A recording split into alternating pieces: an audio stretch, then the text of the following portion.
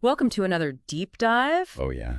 Today, we're going right into the world of true crime, Okay. specifically the case of Frank A. Walls. Interesting. What's really unsettling about this story is that he was just 17 years old Wow. when he started killing, Okay. and it went on for 2 years, Oh, wow. which makes him one of the youngest serial killers in American history. Yeah, that's, You sent over his Wikipedia page, so we're going to kind of unpack that together okay. and see what we can learn. It's a case that shows how easily Yeah, darkness can hide under what seems normal, exactly. like a normal life.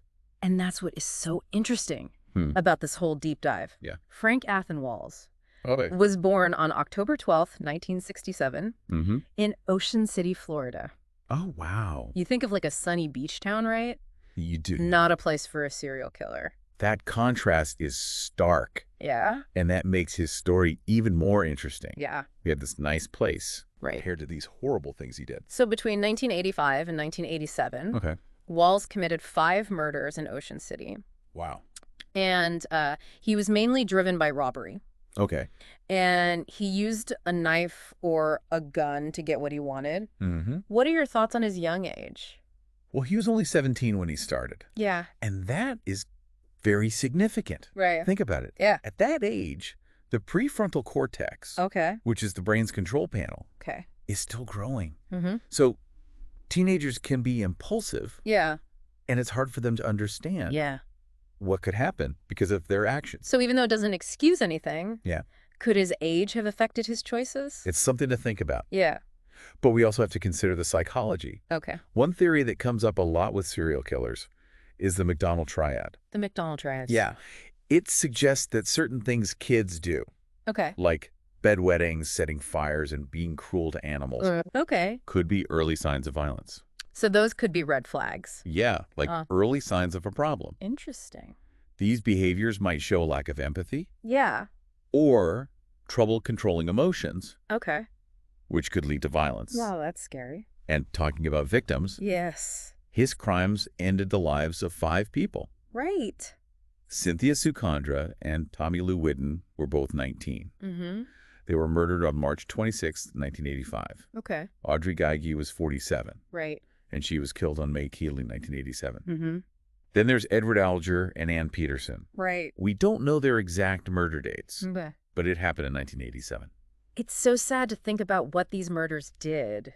Definitely. Not as to them. Not just the victims and their families. Right. Imagine the fear in Ocean City, Yeah. a town known for its relaxed, family-friendly atmosphere. Right. Suddenly, people are scared. Right. They don't feel safe. Mm. And they wonder if their neighbor could be hiding something dark. It's like a betrayal of trust, shattering the feeling of safety people have in a place like Ocean City. So how did this 2-year reign of terror end? Well, it was a simple conversation Oh. that broke the case open. Okay. The police were talking to Walls' roommate, Yeah. and let's just say his answers were concerning. So the roommate basically told on him. Pretty much. Okay. And because of this new information, Yeah. the police got a warrant to search Walls' trailer. Okay. They found things stolen from the crime scenes, Oh, wow. and he was arrested on July 24th, 1987. It just shows that even the most careful criminals Mm-hmm. make mistakes. Absolutely. And for Walls, Yeah, that mistake was trusting someone who led to his arrest. exactly. So he's arrested. Mm-hmm. What happened next? Walls had 2 trials. Okay. The first one was in 1991. Yeah. He was found guilty Okay. and sentenced to death. Oh, wow. Then in 1994, he had another trial, Okay. and the death sentence stayed. Wow. He was convicted for the murders of Audrey Geige, Edward Alger, and Ann Peterson, Mm-hmm. all killed in 1987. Right. It makes you wonder. Yeah. Maybe there wasn't enough evidence for Condra and Whidden's murders, Yeah. or maybe they felt more sure Okay. about the other cases. It's definitely interesting, Yeah. but being sentenced to death twice Mhm. shows how serious his crimes were. Right. It makes you think, Yeah. what made him do these things? Exactly. Especially since he grew up in such a nice place. Right. That's what I'm struggling with. Was Yeah. it his age? Maybe. Some deep psychological problem? Possibly. Maybe a mix of things. Could be. It's so complex. It really is. And that's what we'll explore more as we keep going. Exactly. So we're back, and I'm still thinking about Yeah. how could someone so young do such awful things? It's a tough one. We talked about his age Right. and maybe how his brain wasn't fully developed. But what about his mental state? Yeah. Is there anything from his past or from experts that could explain what he did? We only have the Wikipedia page. Right. So there's not a lot about Wall's childhood. Okay. But we can look at some common theories Okay. about serial killers and see if they fit. That makes sense. Yeah. Let's look at those theories. Okay. We talked about the McDonald triad. Yes. But can you tell us more? Sure. Why do experts think Yeah. those specific behaviors could lead to violence? Well, the McDonald triad, as you said, Yeah? looks at bedwetting, Mm-hmm. setting fires, Okay. and being cruel to animals, Right. some researchers think. Yeah. These behaviors all break social rules, Okay. often at a young age. So they don't care about rules or other people's feelings. Right. And that could get worse over time. Exactly. Okay. For example, bedwetting past a certain age Okay. can mean emotional problems or lack of control. Okay. Setting fires on purpose. Can show you like destruction or want power. Interesting. And being cruel to animals often means Yeah. you have no compassion and like to cause pain. It's weird and scary to think Yeah. that those behaviors could be linked to something as serious as violence. That is. But like you said, Yeah. it's not a sure thing. Not everyone who does these things becomes a serial killer. Right. And many serial killers didn't do these things as kids. Right.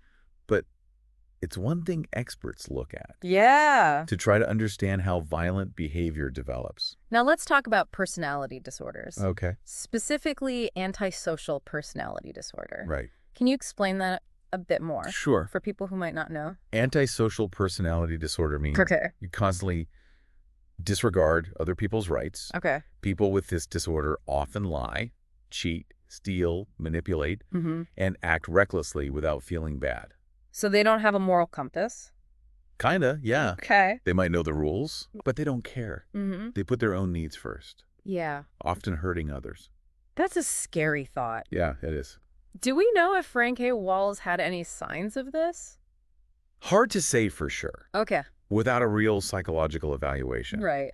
But his crimes were mostly for robbery. Mm-hmm. He kept breaking the law, Yeah. and his attacks were brutal. Right. That could fit with this disorder. So we can't diagnose him No. just from Wikipedia, Right. but it's a possibility. Yeah, it's another piece of the puzzle. Okay. It helps us understand him better. So we've got the McDonald triad, Right. antisocial personality disorder. Mm-hmm. Are there any other theories that might apply? There's the trauma control model. Trauma control. Yeah. Okay. It says that experiencing serious trauma, Okay. like physical or sexual abuse, Yeah. neglect, or seeing violence, Okay. can make you violent. So the idea is they want to feel in control again Exactly. by hurting others. Yes. Wow. They often target people they see as weaker, Okay. like how they felt during their own trauma. It's a terrible cycle. It really is. Do we know if Frank A. Walls went through trauma? Unfortunately, no. Yeah. Wikipedia doesn't say anything about his childhood. Hmm. So it's hard to say if this model fits. So we have more questions than answers. We do. But it's important to think about Yeah, when we're trying to understand why he was so violent. definitely. Trauma can really affect how a person grows up, Yeah.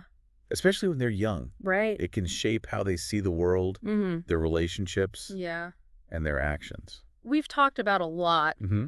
the McDonald triad, antisocial personality disorder, Right. the trauma control model. Yeah. Is there anything else we should consider? Well, remember, Yeah. these psychological factors don't exist alone. Okay. We also have to think about the society he grew up in. So we're looking beyond just him and thinking about the bigger picture. Right. Interesting. Things like poverty, Okay. violence in the community, Yeah. access to weapons, Mm-hmm. even if your culture glorifies aggression. Mm. All these can make someone more likely to be violent. So you're saying even if someone is predisposed to violence Mhm. or has experienced trauma, Yeah, their environment can make it worse or better? exactly. Okay. It's a complex mix of nature and nurture. Wow. It is complex. And while we can't say for sure Right. what led Frank A. Walls down this path, Yeah. we need to think about Mm-hmm. how society might have played a part. That's a lot to take in. It is. It's like peeling back layers of an onion. Yes. Each layer is more complex. And that's what a deep dive is all about. Yeah, exactly. Going beyond the surface Yeah. and exploring the details. Before we finish this part, Okay. I have one last question. Okay. Based on everything we've talked about, the psychological theories, Yes. the limited information about his background, and the society he lived in, Yeah. what stands out to you the most? What really strikes me is the difference between beautiful Ocean City Right. and the horrible crimes that happen there. Yeah. It shows that evil can be anywhere, Right. even in the most unexpected places. We're back for the last part of our deep dive into the case of Frank A. Walls. Right. We've gone over a lot. We have. From the details of his crimes to the psychology that might explain his motives. And we talked about how society can play a part, too. Yeah. Shaping someone's environment and maybe even contributing to what they become. It's like a puzzle with missing pieces. It is.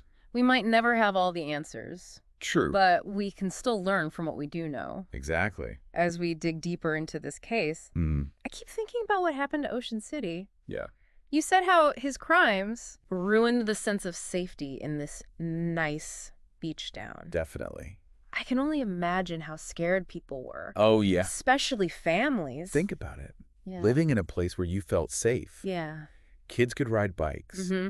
Neighbors looked out for each other. Right. Then all of a sudden, that peace is shattered. Right. By these awful murders. It's like the community was broken. Exactly. And like you said before, the trauma goes beyond just the victims and families. It really does. Everyone feels vulnerable. Right. Maybe even paranoid. Yeah. Long after they catch the killer. People start questioning things. Yeah. Like their own judgment. Could they have missed something? Why do they really know the people around them? They realize that evil can be anywhere. Exactly. Even in a place like Ocean City. It shows us. Yeah. Even in the nicest places. Right. Darkness can hide just below the surface. Yeah. So we talked about the psychology, how society plays a role. Yeah. And what happened to the community. Right. What about Frank A. Walls himself? Oh. What happened to him? Well, like we said. Yeah. He was convicted and sentenced to death. Right. Twice. Right. Once in 1991 and again in 1994. So he stayed on death row for years. Yeah. What about the families of his victims? Did they get any closure or justice? That's a tough question. Yeah. For some families, a guilty verdict and a sentence might be enough. Okay. They feel like the legal system acknowledged what happened. Yeah. But real justice, real healing. Yeah. That's much harder to find. I bet the pain of losing someone like that never really goes away. No, it doesn't. Especially when it happens in such a horrible way. You're right. Yeah. Nothing can erase that pain. Right. The victims and their families, their lives are changed forever. And the trauma can last for generations. It's important to remember. Absolutely. That while we're here analyzing this case, real people were hurt by this. Real lives were lost. As we wrap up our deep dive into Frank A. Walls, what are the main things you want our listener to remember? Well, first of all, I hope this deep dive has shown how complicated people are.